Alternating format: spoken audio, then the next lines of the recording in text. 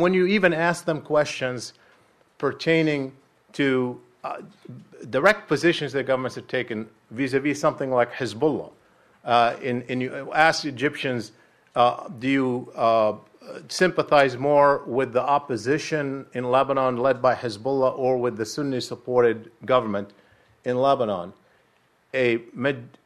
More people supported the opposition led by Hezbollah than supported the Sunni-led government in Lebanon.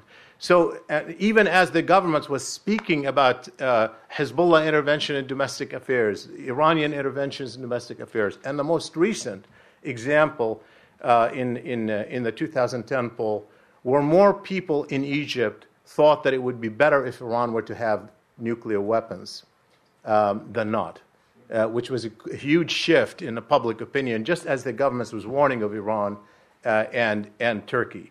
And Egypt was seen to have been marginalized regionally with the rise of the influence of big other regional powers like Iran and Turkey.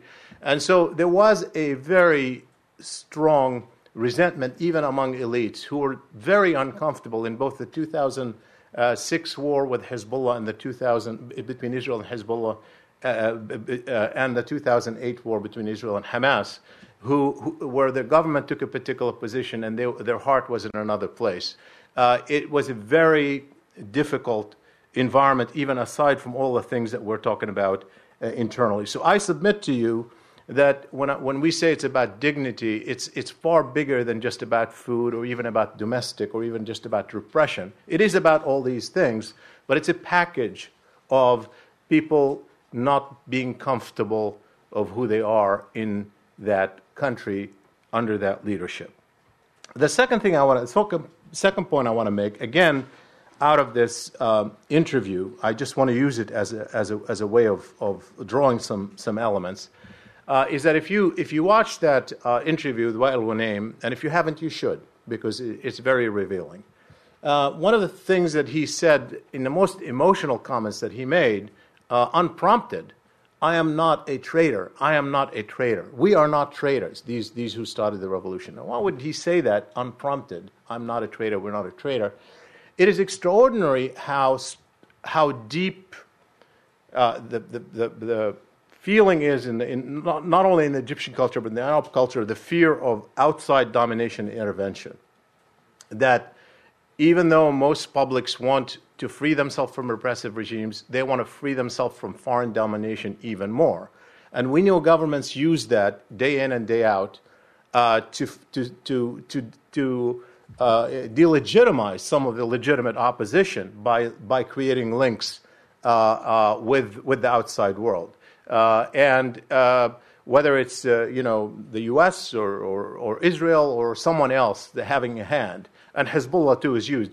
And that's why I think on day one, after the first demonstration in Egypt, my recommendation, I wrote a piece with, do not make the Egyptian upheavals about Washington, because the minute you make them about Washington, you're going to have a blowback, and people are not going to trust Washington in any case, and it's not going to work. And it's one of the interesting things is that I watched just a couple of days ago a speech by Hassan Nasrallah of Hezbollah congratulating the Egyptian people. And it was very powerful, as he always is. He's a very effective speaker with his Arab audiences, and he's got a very good audience. But one of the things that was striking is he took a lot of time up front to say, I know I have been late in delivering this statement about Egypt. And in case you think that I hesitated, I could not have hesitated. This is something we all hope for. We would never sit on the sideline and quote the choice between right and wrong. But he said, I know how deeply how Egyptians think about any foreign intervention, even from parties like me that might even have some support, even with parties who support some of the issues that they want, that just even the insinuation that Hezbollah could have had a hand in all this would have backfired and could have been used and it could have affected. And I was thinking to myself, I wish our own leaders think that way as well. I mean, here's a guy who's actually popular in Egypt, who understands that he should stay out of it, because if he inserts himself into it, then it could backfire. On the issue of the U.S., I want to make a few points here in terms of this issue of being fearful of foreign intervention. When you look at the polling over the past decade, not just in Egypt, in the 6 countries where I have done polling, including Saudi Arabia, Morocco, Jordan, the United Arab Emirates, and Lebanon, the overwhelming majority of Arabs think that what drives American foreign policy in the Middle East is first, control oil, and second, help Israel.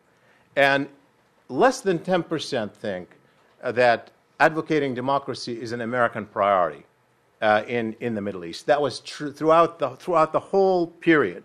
And every single year, in fact, they thought that the Middle East had become less democratic, not more democratic, throughout the Bush administration, certainly since the Iraq War.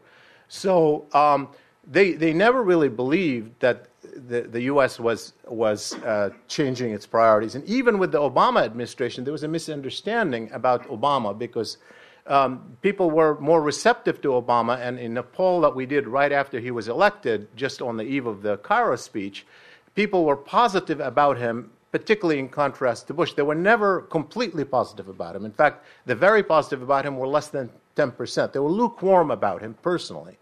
But the attitudes toward the U.S. were exactly the same. And when you ask them, what do you think drives American foreign policy, the same exact kind of answers that we got the year before. We didn't get much change from the year before on America's priority. And I think what they're seeing there is something that we have not fully internalized in our own thinking, because we think it's about what the White House says or what we advocate, or sending several $100,000 to NGOs in the advocacy of democracy, or calling for elections. What they witness is something else, and it's something that we need to witness as well, which is, while we're not obviously responsible for repression in the Middle East, our strategic priorities are inherently extending the life of repression in the Middle East. And that is because it's very simple. When your priority is war, like the Iraq War, when your priority is defending troops, and we have a lot of troops in the Middle East, when your priority is a particular outcome to the Arab-Israeli conflict and protecting Israeli interests in the mix, and you have the war on al-Qaeda, these are the strategic priorities that drive what the president is going to do, where most of the resources are going to go, where the bureaucracy is going to have most of the thickest interactions, intelligence to intelligence, military to military, security services to security services. And when you need the support for those objectives, and you go to Arab rulers and you ask them for support, you will need their support given where we are all over the map. And they tell you 90% of the people in our country oppose us supporting you. We don't take no for an answer, because our first priority is to protect the troops, and we will, in essence, reward them for doing things that go against the public aspirations.